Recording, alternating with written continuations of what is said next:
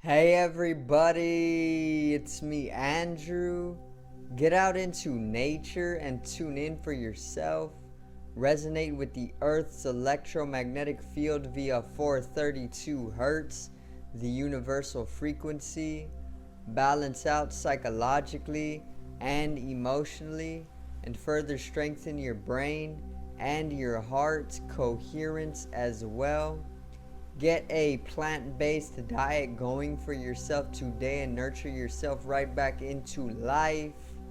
We are literally herbivores in nature.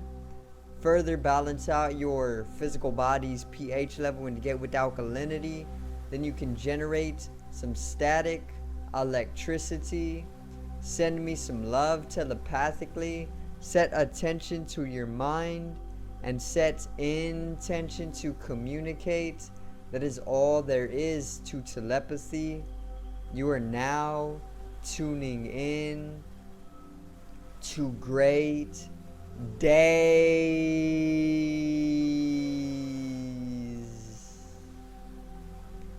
Now today I am going to give you guys the next episode in Life is Deeper Than We Know, the series that I have actually created. And today's episode is actually going to be episode 8. So double four because I'm using my other hand.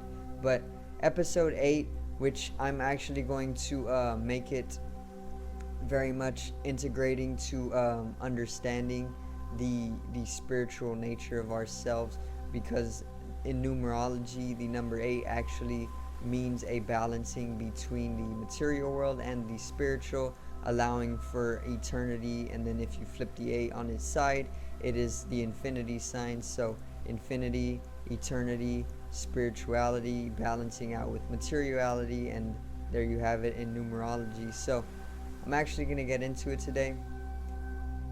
Today's video is Life is Deeper Than We Know 8.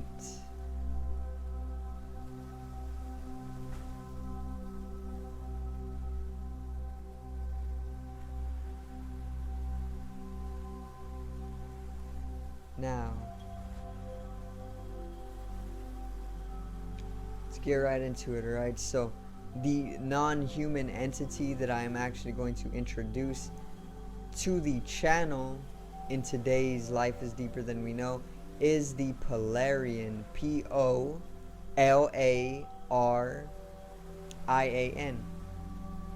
Okay, the Polarian.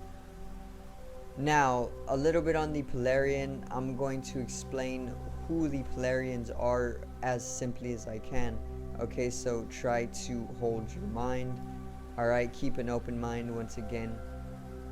Take it at your pace. Now, the Polarian is a root race from Atlantis. So one of the root races from Atlantis was the Polarian, and they were actually the very first root race. So they are literally the formulators, the builders of Atlantis, for one. And they are very, very, very intelligent beings. They are literally spiritual beings in nature. They are not attaining to a physical body. They are literally etheric beings or spatial beings. Ether and space are one and the same. Ether is the 5th platonic solid. The 4 are water, earth, fire, and air. And then the 5th element is ether or space. Okay, and the Polarians are actually spatial beings. They are ethereal beings. Okay, so they don't have third-dimensional physical bodies like humans do. Or even the Lumerians, or even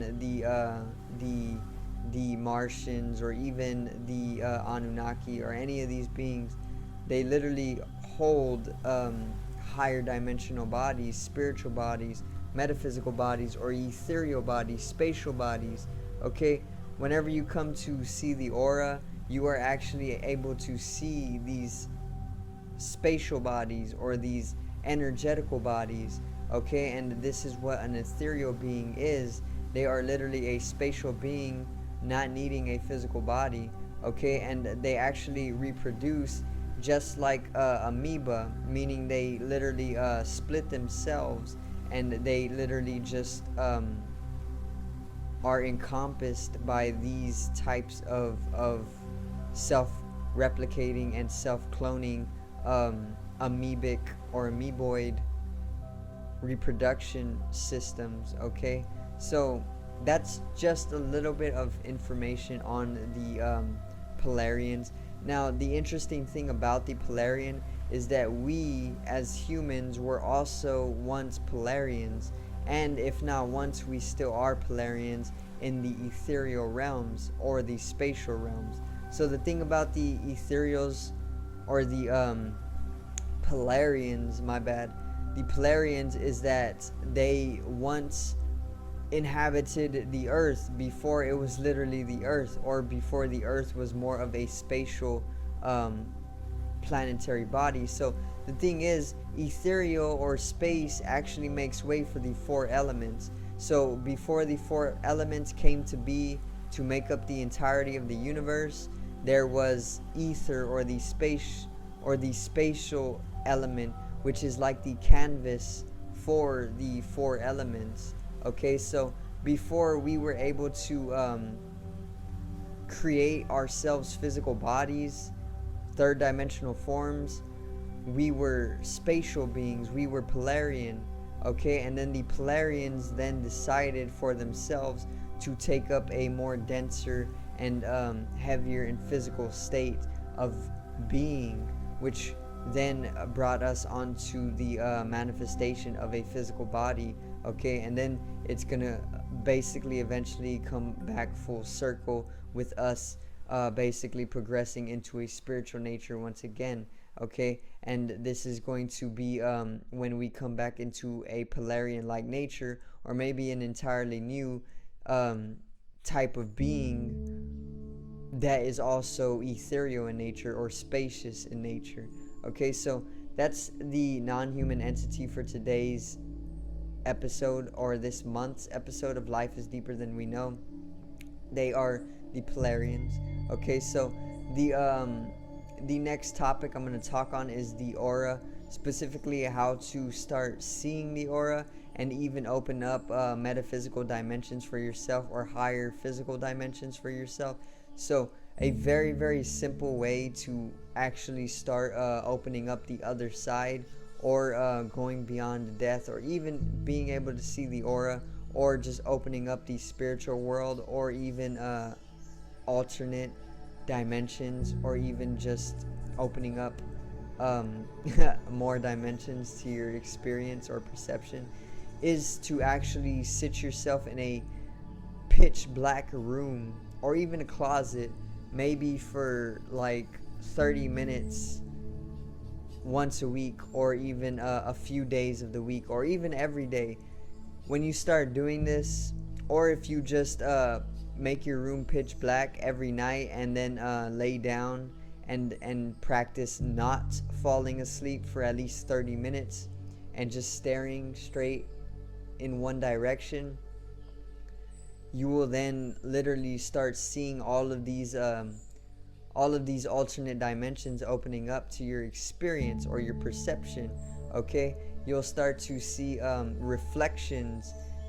When you stare at something for long enough and then you look away onto a white surface, it leaves this colored reflection, mostly whatever emotion you're feeling. Let's say you're angry and you do this, it will leave a red reflection, or most oftentimes it will just leave a white reflection of itself. You know, basically you can do this with people as well, and then that is basically opening up the ability to see the aura most easily. But in order to go into the extremity of this, you can literally leave yourself in a pitch black room for at least 30 minutes for a few times a week, and you'll start basically opening up alternate dimensions to your awareness or to your perception of life, and it will literally allow you to see people's auras during the day very, very much more easily. So practice that yourself, and you will see that it will literally start to change your perception or your experience of life within the first week. So Yeah, that's a little bit on the aura, how to see it, and even opening up a little bit more alternate dimensions of your experience or perception. So let's get into the matrix a little bit. Now, the matrix is mostly the machine as we know it, or the matrix is literally just a machine that is here to encapsulate the earth within a higher dimensional algorithmic prison or imprisonment unto the masses in order to keep them like batteries, or draining them like batteries. So basically, when it comes to us being Polarian in the far, far, far past, literally eons back, before eons even, literally hundreds of millions of years, we were Polarian, and we were spacious beings. So basically what I'm trying to get at is that the matrix is here to keep us blinded from the nature of our Polarian beings. Okay, so us being Polarian, the matrix does not want to know that, basically, or the matrix does not want the masses to know that we are ethereal beings or spacious beings or even just energetical or spiritual beings, because Polarians were able to live for literally millions of years, I would say, or maybe even thousands of years. Okay, they were able to live very, very long lives, okay, because they were spatial beings. Their physical, they didn't have a physical nature, and the physical body is known to live for at least centuries if you know how to prolong your life, okay. But spacious beings or energetical beings are able to live at least thousands of years at a time, and they do die, but they are able to live within the ethereal realms way more longer than a physical body is. And the matrix knows about the Polarians and ethereal beings or ethereal creatures, and they don't want you to know about them because you are still one innately. Your aura, in fact, is literally made up of a ethereal nature. You have an etheric body or a spatial body, and this spatial body is literally part of the being you once were whenever you were more integrated into a spatial dimension when it comes to your main existence. You know, like when we were mainly spatial beings or ethereal beings, this is what your ethereal body in your aura, or making up your aura, connects to. So this is actually fourth dimensional or even higher nature, and being fourth dimensional, at least it goes beyond the concept of time, which actually allows you to come into that eternal moment, which actually allows you to open up into the connected perception of being able to experience yourself as a spatial being, okay. And this can allow you to pull in information from the Akashic records, which is also the ethereal records or the spatial records, because Akash is actually space as well, but it is what they call space in Hindu. Okay, Hindu Sanskrit actually knows space not as ether, but as Akash. So Akash, ether, and space are all one and the same, and you are able to actually pull in from the Akashic records through the connectivity that your ethereal body actually allows. Okay, so the matrix does not want you to know about your ethereal or ethereal ancestors, because it would then pose a problem to their control upon you, because then you would start waking up to your actual nature of being more immortal in nature, and you would actually wake up to your true power or your knowledge, okay, or information. Now, the next topic that I'm going to get into is a little bit of human history, which is actually going to dive a little bit into the Polarians as well. So the Polarians actually were the first roots race of Atlantis, so they actually played one of the main roles in building of Atlantis, So Atlantis was actually first built according to the inner kingdom. Okay, now the inner kingdom is literally the kingdom of God. Basically what the Bible talks about, or what the Jesuits, or what Jesus, or what his disciples talk of when they talk of the inner kingdom. They are talking of the kingdom of God. Basically, it is the inner kingdom, and it is all about going within yourself as a microcosm, which is literally a mini universe. Cosmo, cosm, the same root word, and it basically is a universe. So we are many universes, and this is what the term microcosm to macrocosm actually means.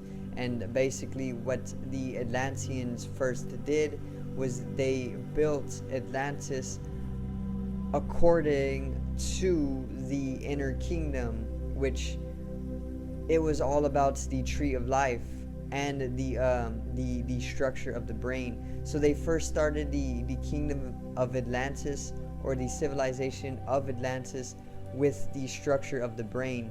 They built the first city or civilization with a wall right in the middle of the island, and then there was the left hemisphere and the right hemisphere, and this corresponded to our brain, okay, which they actually created.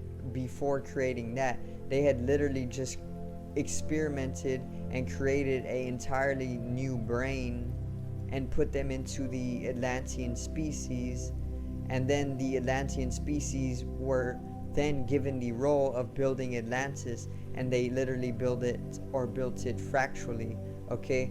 And once again, there was the left hemisphere, and then there was the right hemisphere, and then they built a giant wall in between, or right in the middle of this island, and that giant wall corresponded to the corpus callosum, or the bridging between the left hemisphere of the brain and the right hemisphere. That middle part of the brain, basically, that connects the left and right hemisphere, was corresponding, or is still corresponding, to the wall that was built on that first island, okay.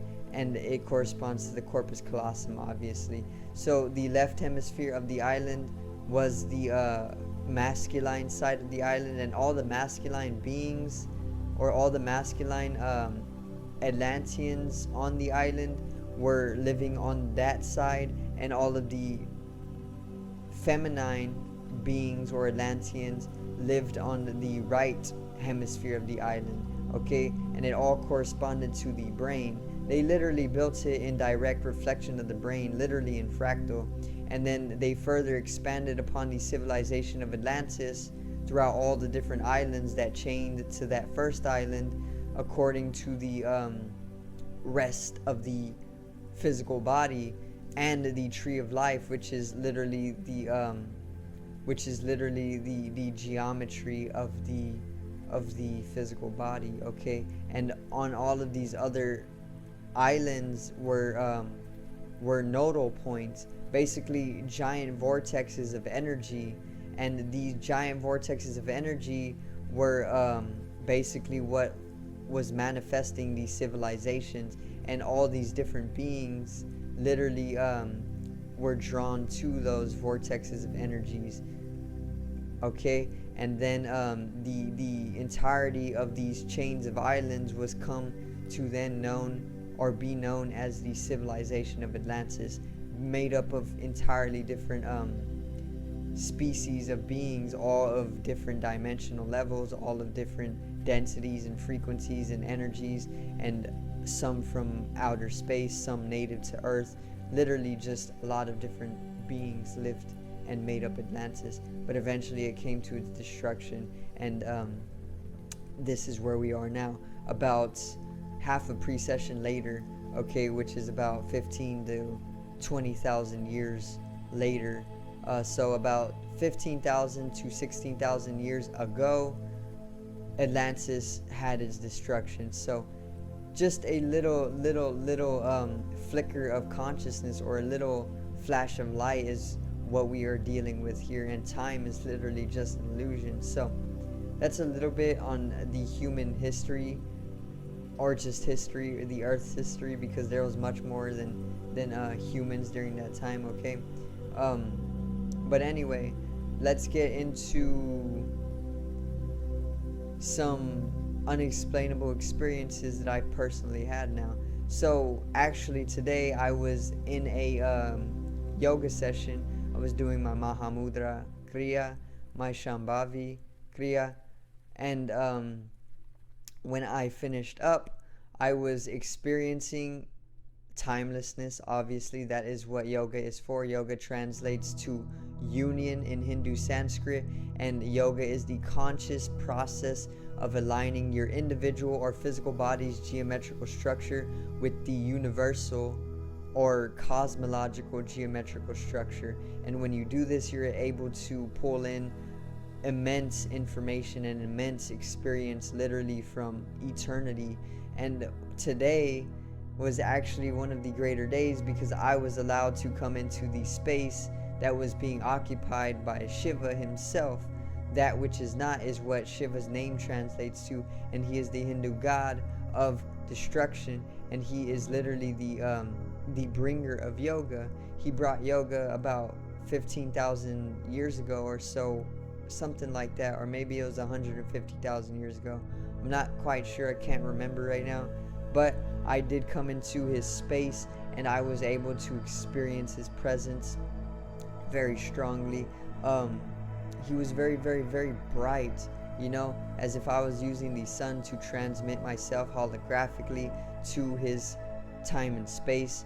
But he is more so in knowledge of the fact that time is an illusion, being a higher dimensional god, and this actually allows him to keep his presence within a timelessness, which actually allows people of a lower dimension to break into that spatial dimension that he occupies when they do certain spiritual practice like meditation or yoga. So I just caught a glimpse. Maybe my higher spiritual dimensional form or formlessness was able to stay there in its own experience and basically